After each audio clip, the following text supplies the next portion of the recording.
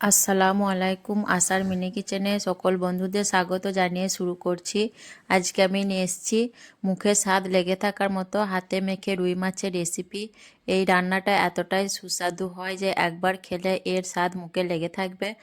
আর এইরকম শীতের দিনে হাতে মাখা মাছের রেসিপি থাকলে খেতে কিন্তু খুবই ভালো লাগে গরম গরম ভাতের সঙ্গে।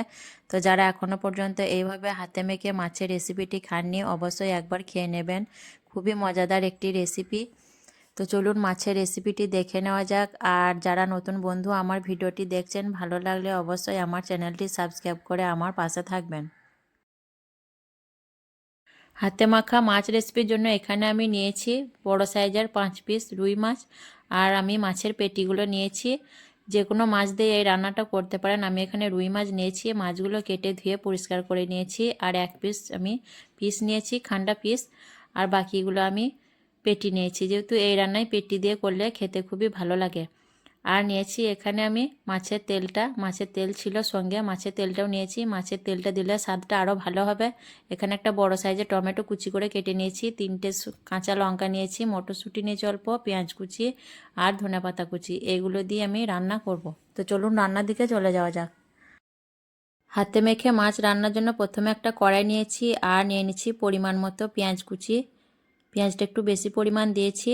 টমেটো কুচি, কাঁচা লঙ্কা কুচি, ধনেপাতা কুচি, হাফ চামচ নুন, হাফ চামচ হলুদের গুঁড়ো, হাফ চামচ লঙ্কা গুঁড়ো, ঝালটা যে যেমন খাবেন সেরকম দিবেন, হাফ চামচ ধনে গুঁড়ো, হাফ চামচ জিরে গুঁড়ো। আর দিয়ে দিচ্ছি পরিমাণ মতো তেল। এখন অল্প দিচ্ছি, পরে আরও দেব তেল। আমি দিয়ে হাত দিয়ে আমি খুব ভালো করে পেঁয়াজ টমেটো চটকিয়ে মেখে নেব, যাতে পেঁয়াজ আর টমেটোটা কিছুটা নরম হয়ে যায়। সেরকম করে আমি মেখে নেব হাত দিয়ে, এরকম চটকে চটকে। আর এই মাছের রান্নাটা যে কোনো বড় মাছ দিয়েই করতে পারেন, যে কোনো মাছ দিয়েই রান্না করা যাবে, খেতে খুবই মজাদার হয়। আর পেঁয়াজের পরিমাণটা আপনারা চাইলে বাড়িয়ে কমিয়ে নিতে পারেন। আমি পেঁয়াজটা একটু বেশি করে দিয়েছি। পেঁয়াজ দিলে এই রান্নার স্বাদটা খুব ভালো হয় আর পেঁয়াজটা খেতেও অনেক ভালো লাগে।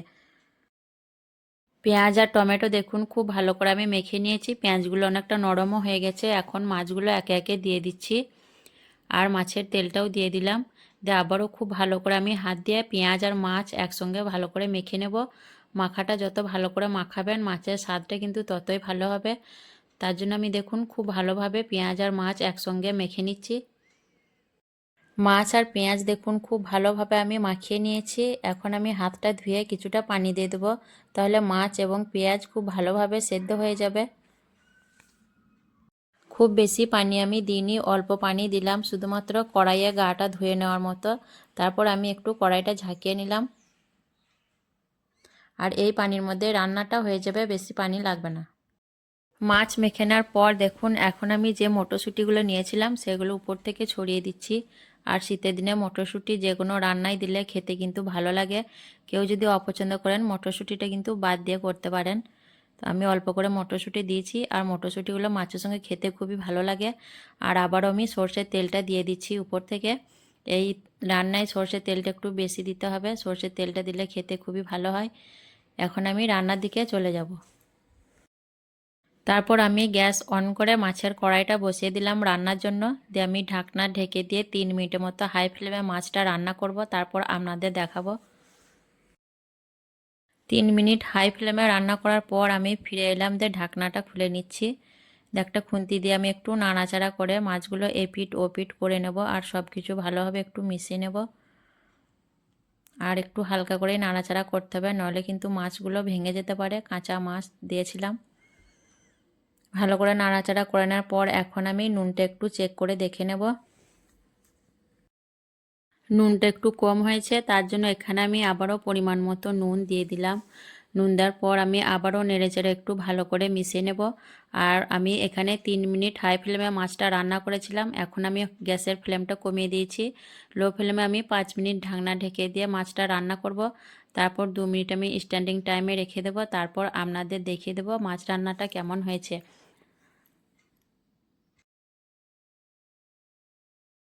তো দেখুন, খুবই সহজ এবং মুখে স্বাদ লেগে থাকার মতো মাছের একটি রেসিপি। এইভাবে শীতের দিনে মাছের রেসিপি থাকলে গরম গরম ভাতের সঙ্গে খেতে কিন্তু অসাধারণ লাগে।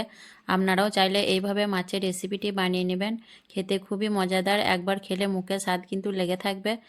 তো আজকের রেসিপি কেমন লেগেছে অবশ্যই কমেন্টে জানাবেন। ভালো লাগলে লাইক করবেন, শেয়ার করবেন আর আমার চ্যানেলটি সাবস্ক্রাইব করে আমার পাশে থাকবেন।